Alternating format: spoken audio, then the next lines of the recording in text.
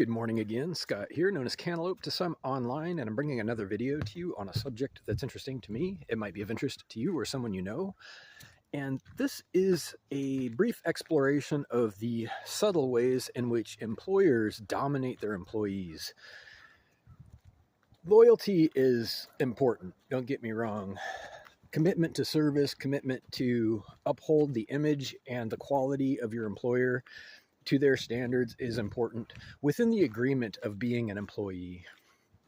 However, especially for, for lack of a better way to say it, less paying jobs, lower paying jobs, there is a common atmosphere of domination, a coercion, if you will, where employees are subtly and sometimes not so subtly manipulated or pressured into doing things that they wouldn't choose to do for themselves.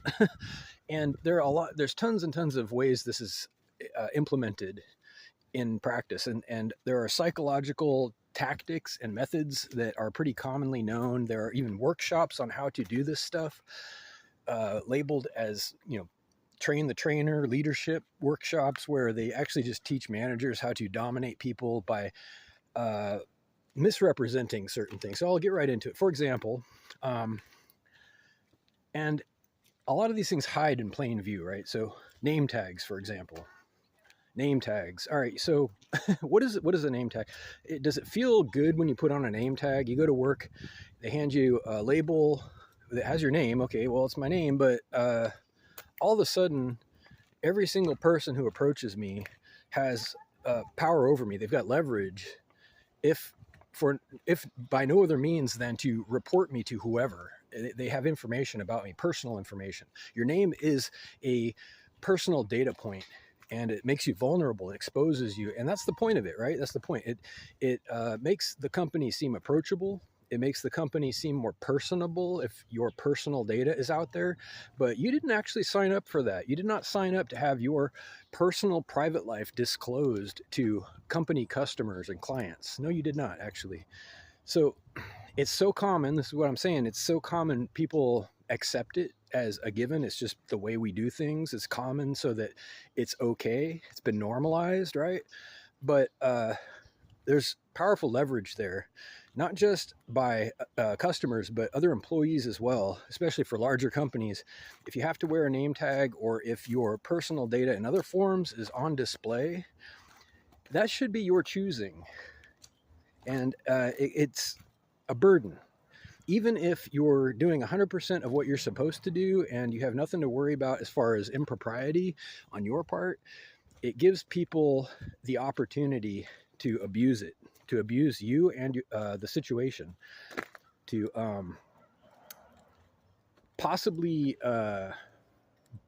blackmail you. I mean, I don't mean to go to extremes, but there are a lot of office politics. If you ever worked in an office or a retail environment where these name tags can be common, it forces you into a position of submission just by putting that thing on, because suddenly you're vulnerable. You're vulnerable to HR, you're vulnerable to reports against you, and you start keeping your head down just by default. You take the cowardly choice because it covers your butt. You've heard this one too. It goes along with the same environment, actually. Cover your ass and putting on a name tag, they're part of the same package. And unfortunately, I'm going to tie this into a common theme in all my videos, which is erring on the side of cowardice is a downhill choice. You take the safer choice at a cost. You take the safer choice enough times and you see a dip in quality overall. You start to see a decline in liberty and people being able to get along in general, in the atmosphere, in morale. And I've said before in my videos that most, if not all, of our biggest social problems in this world can be traced back to the casual and ongoing default choices made by our administrators in the name of safety and cowardice, because they're kind of two sides of the same coin. We're going to err on the side of safety every time and go downhill every time. And guess what's down at the bottom of that hill? In conclusion, what's at the bottom of the hill? Yeah, all the stuff that rolled down it. You have conflict down there. You have poverty. You have bad feelings and bad vibes. You've got war down there. You've got just none of the stuff that was a product of being courageous and hardworking. None of that stuff. Taking the high road. You've heard that one. These should all like mesh together in a sense of logic where you put in the effort that is to make the courageous choice and go uphill, take the high road. You've heard that, right? And you end up in a better place. You end up go up. And what does this environment do? What do corporate environments where people are subjugated, they are threatened in nonverbal ways, they are humiliated, and they are exposed by design?